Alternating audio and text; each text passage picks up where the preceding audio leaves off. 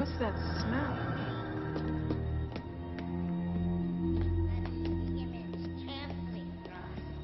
You will need 12 pure bloods to make the ritual work. Rita, is that you? He's here! He's here!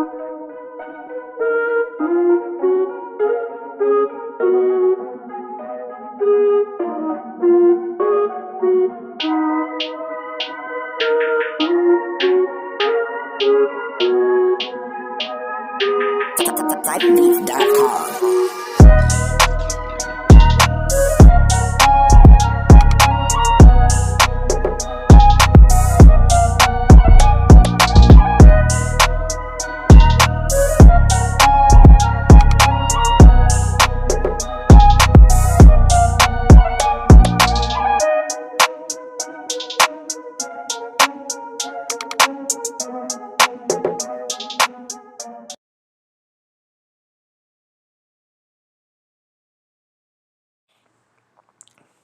So I go over my people's house, right?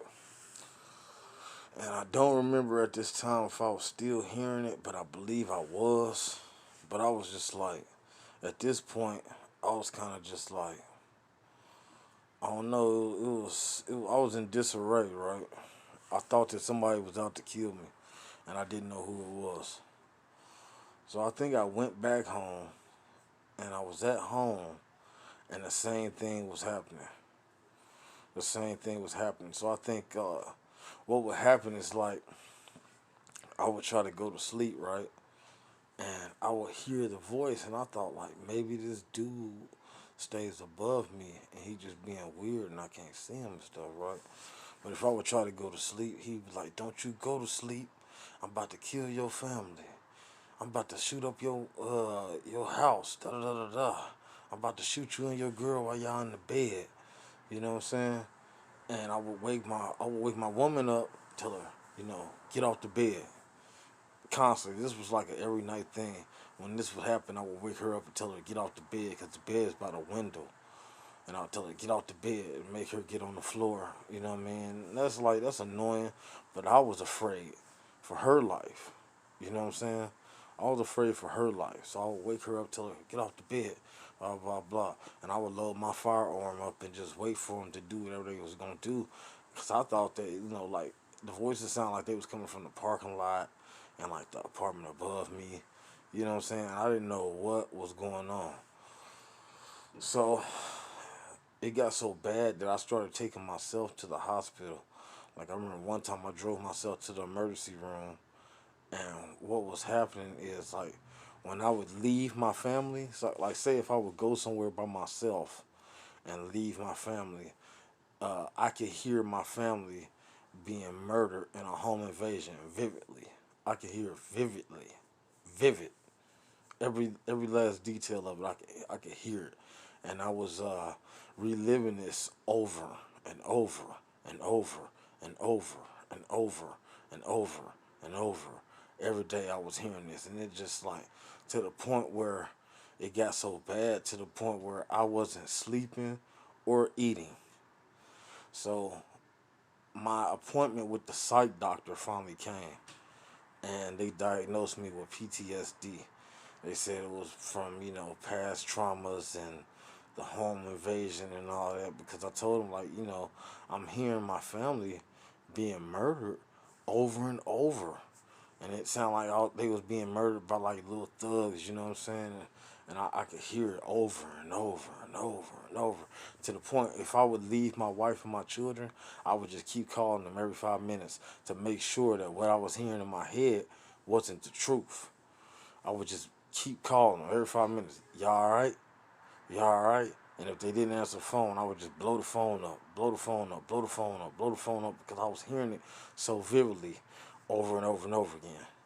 So one of the visits to the hospital, they prescribed me Zoloft. And I was on Zoloft. And so I started taking a Zoloft. And I hadn't took Zoloft in years. It's been like, about 12 years since I ever took any Zoloft. And when I did take it, I didn't stay on it for long. But so I took it, And so it was new to me, new to my system. But I'm taking the Zoloft, but I'm still hearing these things that I'm hearing. It really didn't help me at all, really. And I would have spurts where I would go to my mother's house, and when I went over her house, it was just like all hell would break loose. They would torture me with my family being murdered over and over and over again. Now I wasn't at the job no more, but I really thought that like something was happening to my family. Like I really thought that. That's what I really thought. So now I'm set up with counseling and everything, and I'm going through that process. And I think I came back home, and now I came back home and I'm on the Zoloft. So I left my mother's house and came back home and I'm on the Zoloft, and it was new to me. I think I went to the hospital again or something, and they had prescribed me with I was on Zoloft, Trazodone, and Seroquel, but I was taking it. But he would threaten the guy, DeMarco. It became where I only heard him, and he would threaten me constantly, all day long, constantly, constantly, constantly, constantly, constantly, all day long.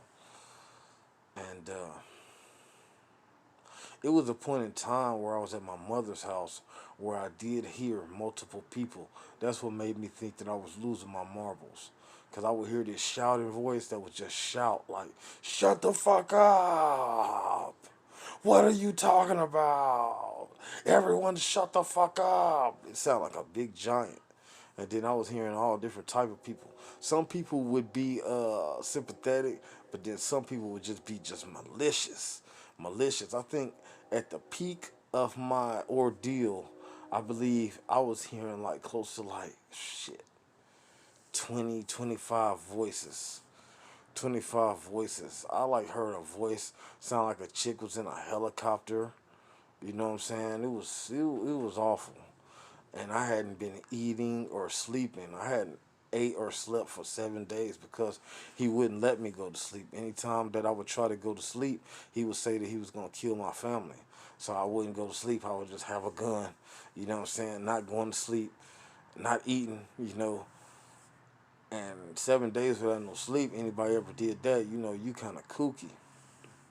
So I was like 7 days without no sleep. And I remember specifically, like,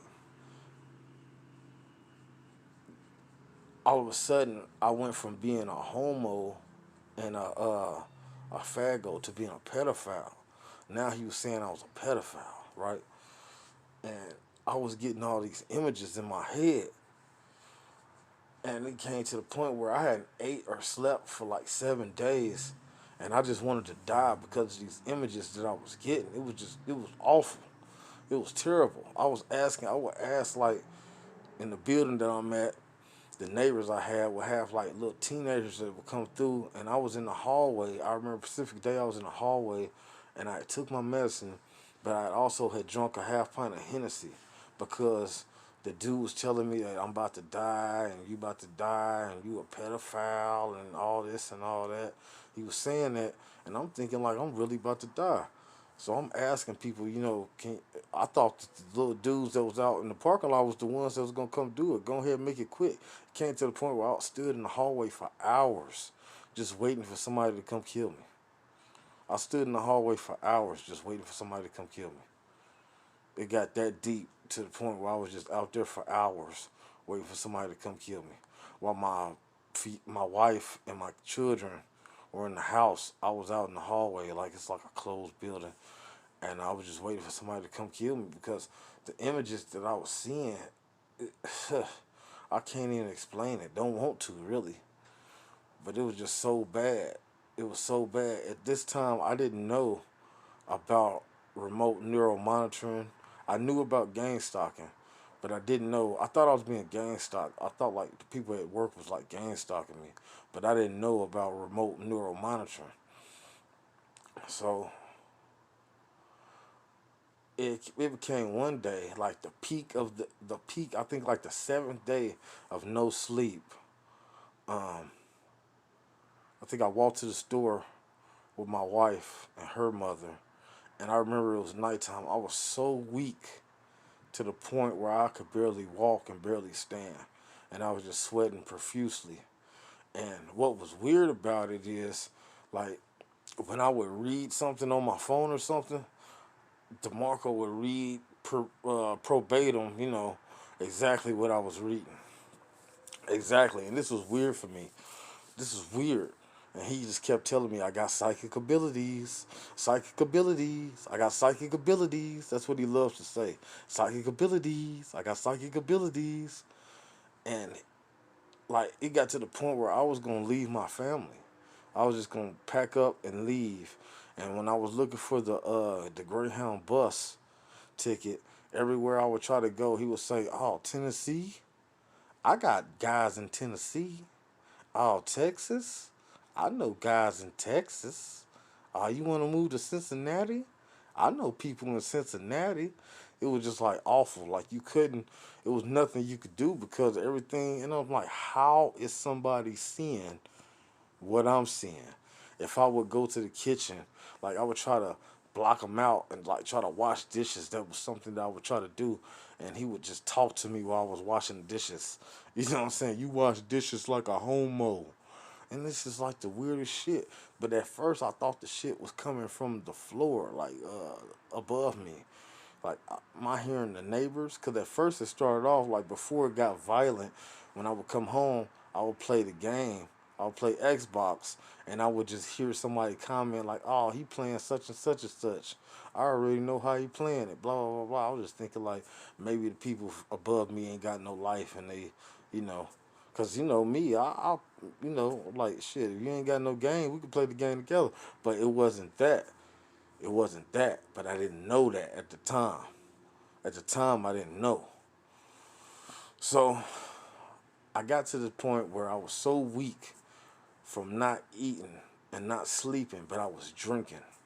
I was drinking heavily, and my wife was like, "Come on, let's just let's just go to the hospital, and they gonna have to do something for me." So they ended up keeping me for 3 days, 3 or 4 days in the hospital, and when I was in the hospital, I got rest. You know what I'm saying? I was still kind of hearing him a little bit, but it dulled down so much to the point where it was almost, non-existent. And when I got out, the day I got out, I felt good. I felt real good. I did. I was like, okay, maybe this ordeal is over with. But I was still on leave. And then I was good for a while, and it came back. It came back. And now, this guy went from wanting to kill my family to now he's telling me he's having sex with my wife. When I was in the hospital, every time I would go to the hospital, he was telling me that he was sleeping with my wife, and my wife is the one who put me. My wife, he didn't say neuromonitoring. He said your wife is the one who wanted to sacrifice you. That's what he was telling me. Your wife. Uh, he was telling me that he was having an affair with my wife, and he would sneak through my window when I was in the hospital. That's what he was telling me, and.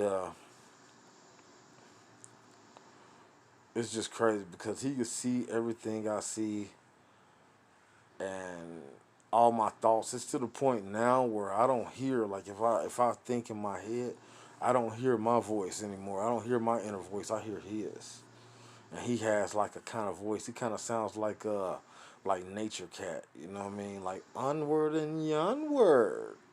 Like everything he says is dragged on. Like I don't know how to explain it. He's kind of weird. Like I can't even take a shower without this dude commenting on my body parts and all this, and he a real odd dude, like, and now it's getting to the point where he's affecting my dreams. He's affecting my dreams. Like I wake up, like I'll sleep, I'll take one of the Seroquels, I'll go to sleep, and I'll wake up, and he's already talking to me. He's already talking. I will wake up and he's in mid sentence, so ain't no telling how long he's been talking to me while I've been asleep. You know what I'm saying? But I didn't know about remote neural monitoring. And that's what this is. This is someone who put me on remote neural monitoring. So anybody who don't know what it is, look it up and find out about it. But peace, peace, be safe. This your boy Kyle.